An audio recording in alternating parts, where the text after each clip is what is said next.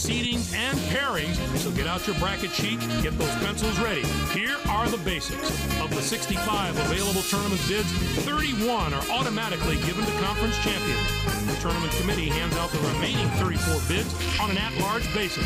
An opening round game will take place on Tuesday night to narrow the field to 64 teams. But before we unveil the brackets for this season, here's a look at the final top 25 media poll of the season.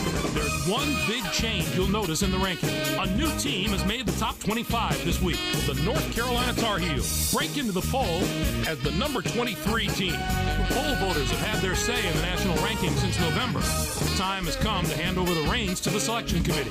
It's time to talk about the topic that has a lot of players and coaches holding their breath right now, the NCAA tournament bubble. These are the 10 teams that aren't worried as much about where they'll be playing as if they'll be playing. Clark, who jumps out at you there? Oregon should be considered among the best of the major conference teams not holding an automatic bid. There are plenty of non-power conference teams knocking on the door that may prevent them from getting an invitation. And we have a few more teams in similar position, right, Clark?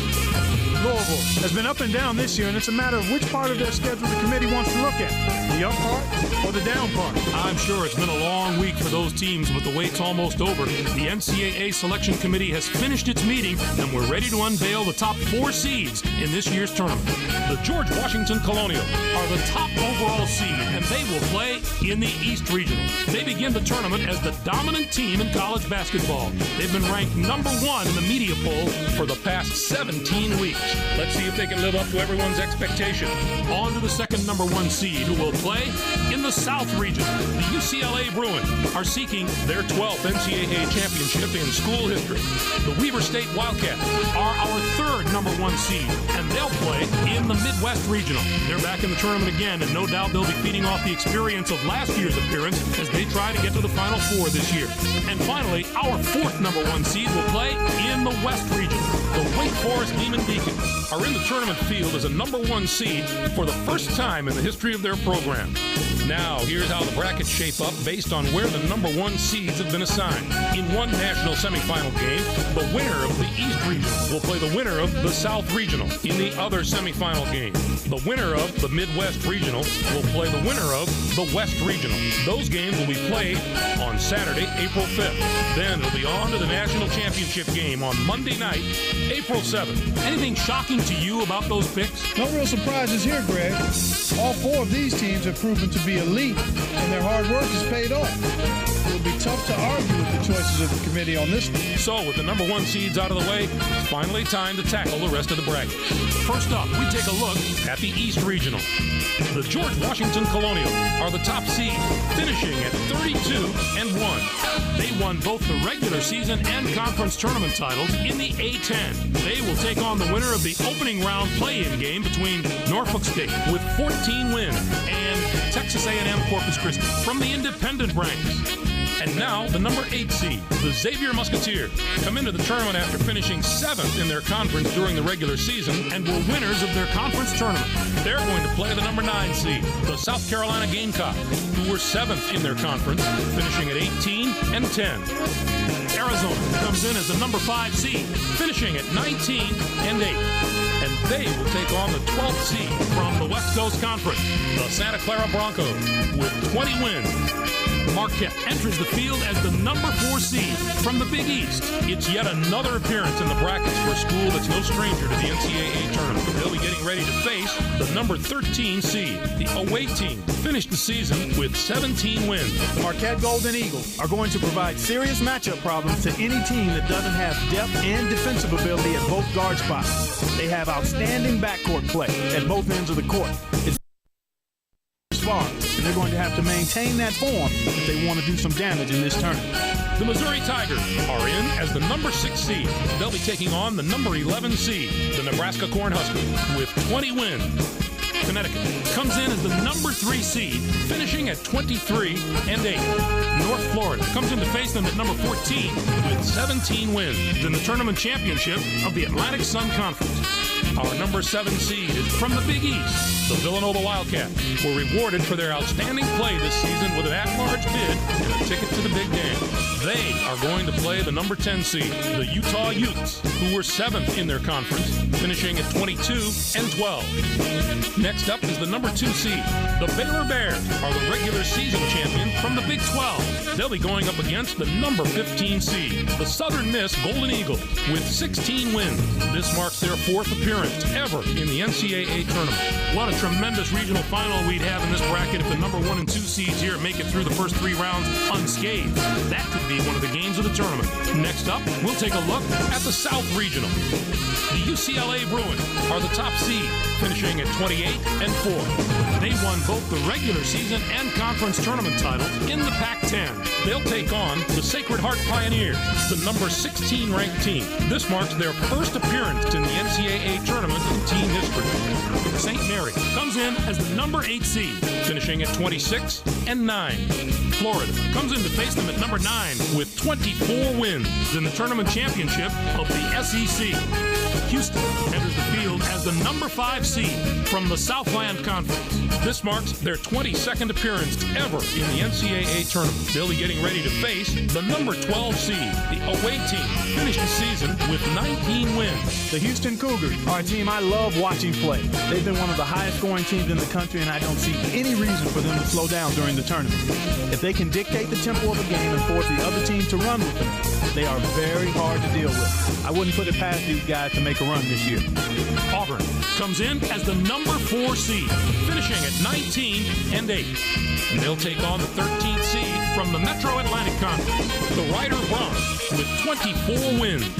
And now the number 6 seed, the North Carolina Tar Heels, come into the tournament on the strength of an 8th place finish in their conference regular season and were winners of their conference tournament.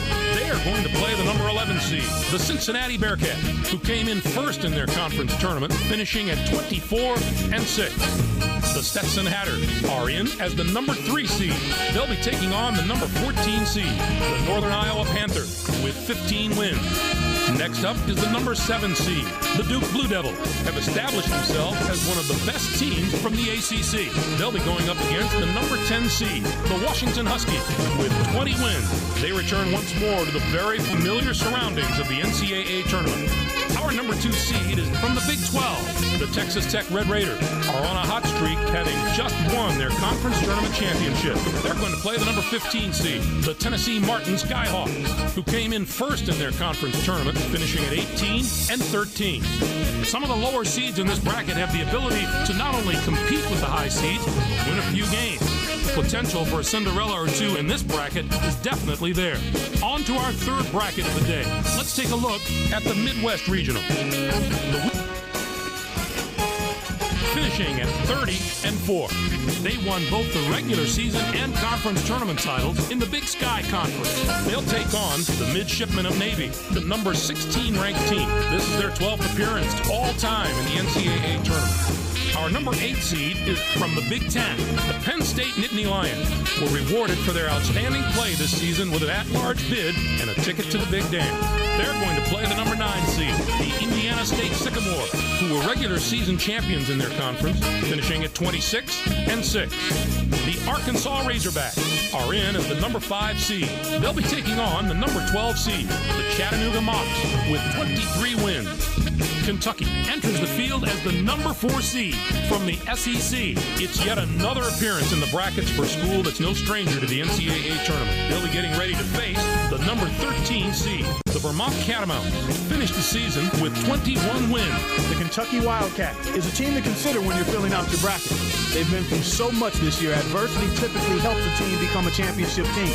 I wouldn't be surprised to see them put it all together over the next few weeks and become the focal point of this competition. Butler comes in as the number 6 seed, finishing at 22-10. And they take on the 11th seed from the Big 10, the Illinois Fighting Illini, with 21 wins.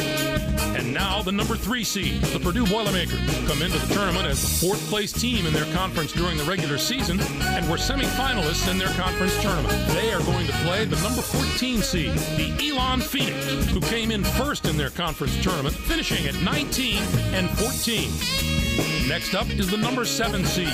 The Providence Friars have established themselves as one of the best teams from the Big East. They'll be going up against the number 10 seed, the Michigan State Spartans, with 18 wins.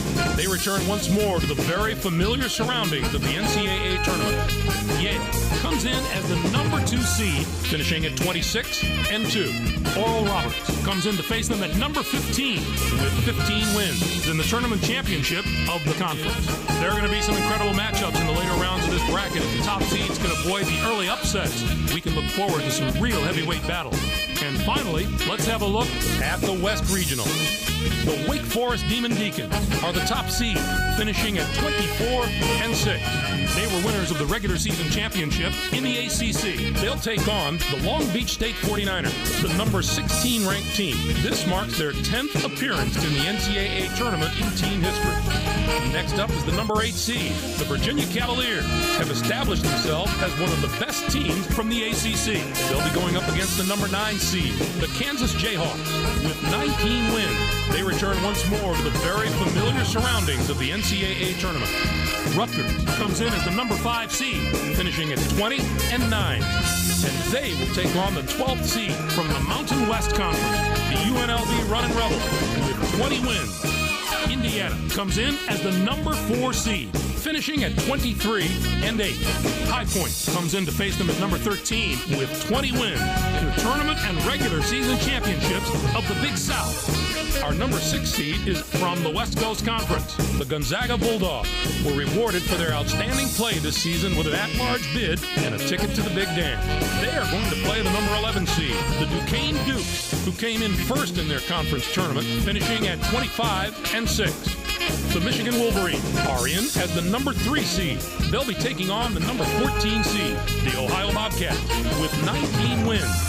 And now the number 7 seed, the Alabama Crimson Tide, come into the tournament on the strength of a third-place finish in their conference regular season and were semifinalists in their conference tournament. They are going to play the number 10 seed, the North Carolina State Wolfpack, who were 5th in their conference, finishing at 22-12.